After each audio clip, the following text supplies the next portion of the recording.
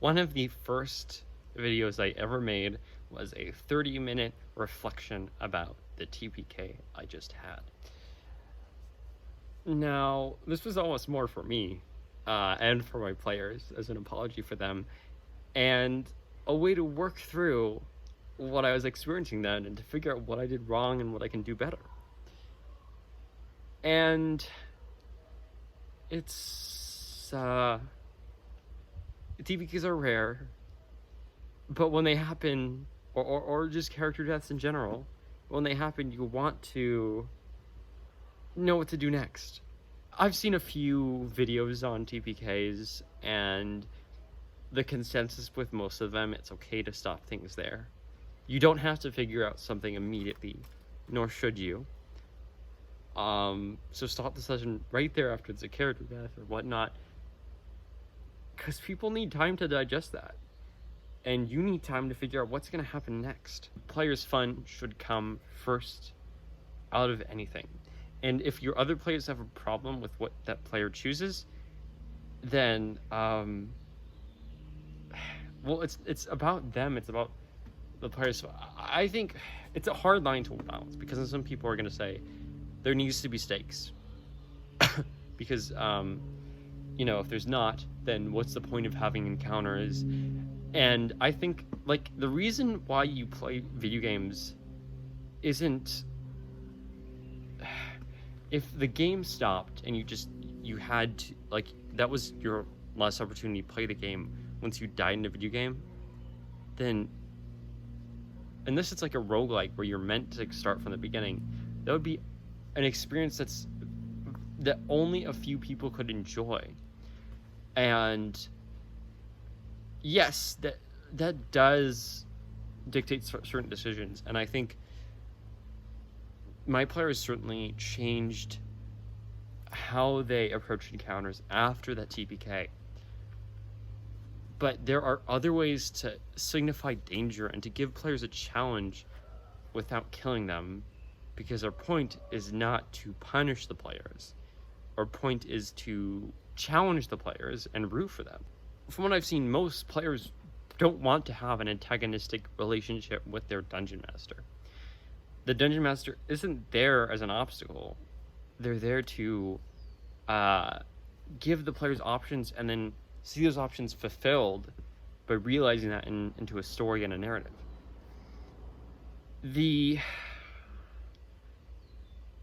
So the argument that it removes stakes or things like that is flawed, because there are ways you can, if that player said they didn't want to die then, there's ways you can still punish them while them being able to still play that character. But I find that, well, one, more people are okay with their characters dying than you'd expect. They like their characters, but they always have backup characters, and they understand that this is a game and there are consequences. And I think that any understanding player, which is the kind that hopefully you should have in your party, and you'll start to see red flags if players behave a certain way, and you may not always recognize those red flags, but it's important to know that sometimes you're bending yourself over backwards, or you make a decision that you have to go back on because of how the players react, and you need to maybe reflect that this is not the party you should be running for. But that's a whole different video. A player dies, and they have a problem with it, right? That's your main thing. Because if they don't have a problem with it, you have an entirely different problem, which is not how do I bring this player back in a reasonable way, but how do I introduce a new player? Two very different things, right? First one is, if the option is how do I make sure this player doesn't die, and there's many things to do. TPKs are something that is probably one of the... TPKs are interesting because, one, it's something that almost nobody wants. And also you can do it by case basis, right? Because if just one player dies, then that's going to be setting a precedent for what happens when another player dies, and that's a big responsibility. But if a TPK happens, I find that this might actually be better in most circumstances, because either one, it happens by a an enemy that has, you know, a mind and can think, and they might take the party hostages instead, right? You don't a TPK doesn't mean death, and I think it's okay to like, because that is a punishment. The players are being captured, and it can lead to an interesting dynamic right after escape. Another thing, which is what I did during my first session, is I basically let the players decide what they wanted to happen to their characters. Some thought that it would remove all stakes and would make sense if they didn't die, because it was a bunch of monsters who would definitely kill them. They weren't going to take hostages. So one player was like, okay, I'll die and I have this new character prep, so they did that, and that was, I was expecting that to happen, because that PC did have a death wish, and it's okay. Like, when a PC does have the death wish, that is the one who should die. Like, if you're a DM and you have to make a decision when things are coming down, kill the one with a death wish, because it's going to, like, you already know that that player is going to be fine with it. And so it gives you a lot of freedom as a DM, because you can make stakes for the other characters without making anyone upset. You know that meme where it's like, my character died, now here's my brother, I'm also an adventurer, right? We all know that meme. But this one actually kind of worked out in my first TPK, because the character had a mentor who was basically also a storm cleric, which is what they were, and had the same goal. So I could easily just insert them there. That character could continue what they loved about the character, which is not necessarily the character themselves, but the abilities of those characters, and still enjoy everything they wanted to enjoy about that character. So that worked out well. And then the third character, it was their home planet. They didn't want to die, and so I could easily find a reason for them to survive, because they knew their way around the planet. They had friends that could help them out, so it wasn't a concern. And another character had only played their PC once, because they hadn't been there for any of the other sessions, so they had no attachment. And so all in all, I would say my first TPK, it got out relatively fine. But I think what I've learned from that is, either, you know, you find a different way to punish them other than death, because no one wants a whole full party kill. That's not going to be fun for anyone. And then second of all, you know, if they do end up dying, you should talk to each one individually about what they want, because, you know, what makes the player happy is kind of the right thing, in my suggestion, unless it totally screws up everyone else's happiness. So what if it's not a TPK though? So we covered TPKs, but now, you know, single play deaths. And again, no matter what this is it a TPK or not, have the session just stop there, and then talk to them individually. Now, in a case where it's just one player, again, the capture method is always a very viable method to perform. And what this does is it gives the players, you know, they have to go find them, which leads to a whole nother arc, and it's going to lead to more challenges, and then it's going to have a reward at the end. And that's sort of the punishment for that player, which is that they get captured, right? So that is always a viable option. If that doesn't happen, for whatever reason, say they're non-sentient, that character just wouldn't take hostages and wouldn't be believable, there are multiple things you can do. One, if the players are mid to high level with a decent amount of gold, revival is always an option, right? Even if the players themselves don't have revival magic and they'll get it soon, you can just have a few sessions of that player absent while they have to find a solution to how to revive them, right? It's a similar fetch quest to the prison break, except that it's, you know, an actual revival, so they died. And, you know, if that doesn't work for whatever reason, say you don't know when they're going to be revived, they can always play a temporary character, see how that feels, and and there are two benefits to this, right? One, if they ended up getting revived because they get enough gold or whatever, then, no harm, no foul. And second, if they end up enjoying that new character more, then also no harm, no foul. So I think those are both very valid options. And then there is, the intervention, which is you have a deity or whatever notice them and make them some sort of thrall. And normally, that would be... This is like a situation for if they care more about the character than the build, where you make them, a warlock or whatnot, or maybe they just have to go into warlock after that, or cleric or whatnot. And there's a punishment there because they're essentially on borrowed time. They made a pact to stay or whatnot. And I think when it comes to revival, I think there is, a punishment in itself where it's like you have to pay for this, which is, revival is clearly not cheap, or have to go on the quest to make it happen. And it should be reasonably difficult so that they don't, throw themselves at death's door every time.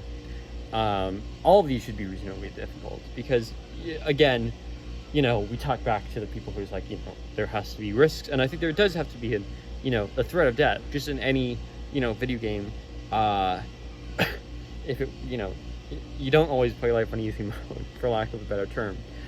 And so I think it is important to have difficulty, and if it, it is something where, like, that is a cost, but also there has to be a demand from, whatever this pact is formed that allows them to remain alive.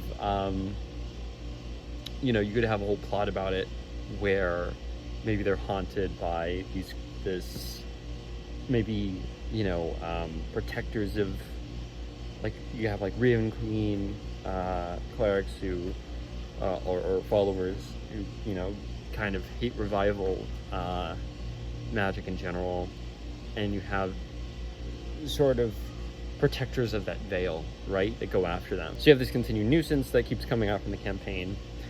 Just something to remind you of, you're lucky to be alive here, right? And I think that's important because it does two things. One, all these options both allow the player to get what they want, which is if, they want to live, then they have that option. Two, it punishes them. It creates this idea of stakes. And three, as a DM, it of course gives you more plots to work with, right? And if it's the latter option, which is they're fine with dying, you introduce a new character, it's normally there are liberties taken, right? Because the players with meta knowledge understand that, they want this person to get back in the party with them so they can move on to what they want. And normally there's a quest to go along with that. And, you've seen it done on shows like Critical Role where someone dies and then someone comes on, right? It's not a new concept. And we do, with guest stars as well, we do take liberties, and I think that's fine. Introduce it how narratively you think works. I don't really have, a lot to say on that. There's a lot of ways to introduce characters, obviously. It's been done many times. I think that character death is something that, no, you shouldn't strive for unless you make clear to the players at the beginning that this is a very big possibility. So whatever the expectations are also, you should make clear, right? Because if it is a campaign that is very difficult and people will die, then they know that going in, that maybe they shouldn't get too attached to their character, right? And so that is clear. If it is a lighter campaign and someone dies, obviously that you have more liberties. Whatever you set, but you don't want to go against that tone. Whatever expectations you set for the players, you should deliver, or else they're going to be confused, and those expectations are going to be destroyed, as long as everything you built from using those expectations. Again, if you keep all that in mind, it shouldn't be something you're scared of, right? You shouldn't be afraid to give the players a challenge because that might be an option. Because the players aren't going to enjoy if something's not a challenge. And you're not going to enjoy things if it's not a challenge. I mean, I generally find that if there are threats and there's conflict that motivates story, and that's important. And then the idea of unpredictability, right?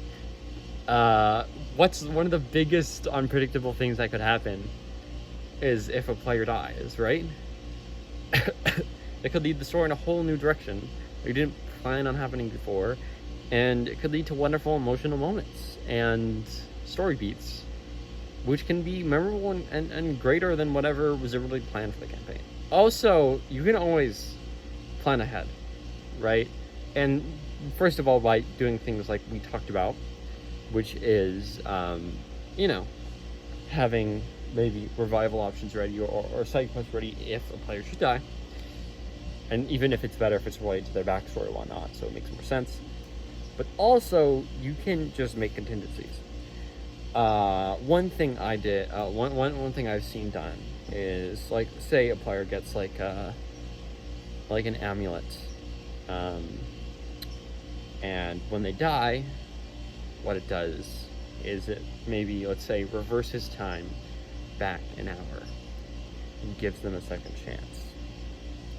This doesn't completely remove the problem, but it leads to a really interesting story element, because now the players, with this new knowledge, how do they avoid the situation, and how does the day play out differently? And I think that's really compelling and interesting. And by having contingencies like these, not only do you get that, oh, now this is what that amulet does later on, but you also get to essentially throw a lot more dangerous stuff at the players, because you'll also be surprised by how much they can handle. But also giving them really strong allies, on this one during downtime, one of my players made allies with a very powerful being, and it's like, okay, one use you can call this creature for your aid, right? So now I can throw what I want at the players, because if it's too overwhelming for them, then they use that powerful aid so they don't have it when they fight the final boss, right? And not that, if they're smart about it and they keep to the final boss, of course they should be able to use it then, and you can always just rebalance things around that. It's not an issue. But I'm just saying that having things like that, having contingencies, having reasons that they can avoid death, allows you to make more difficulty, and the players have to be strategic of how they use those resources. And I think there's a lot of value in that as well. So yes, character deaths are a hard thing, and they're a source of a lot of conflict, but if everyone realizes kind of, what's going on, what expectations are, that we're all just here to have fun, and you understand it's a narrative opportunity, then there's a lot of benefits that could come out of it. I think that, while daunting at first, character deaths can actually be beneficial and important to the narrative as a whole, and they don't have to be all bad or taboo. It's a proper balance of having the characters aware that their lives are on the line, which allows them to make decisions that are realistic and understand the sacrifices that are made. And I love that when that happens and they take those contingencies, because it shows that they're being serious and they care about their lives and the plot, and I couldn't ask for much more. When you start playing D&D, we often get the murder hobo trope. What if it takes a character death for them to realize there are stakes and they have to behave in certain ways and there's consequences to their action? It can be a good thing too. I hope that that was a helpful little wisdom on character deaths. This is Sean from Dodeca Dungeon, signing out.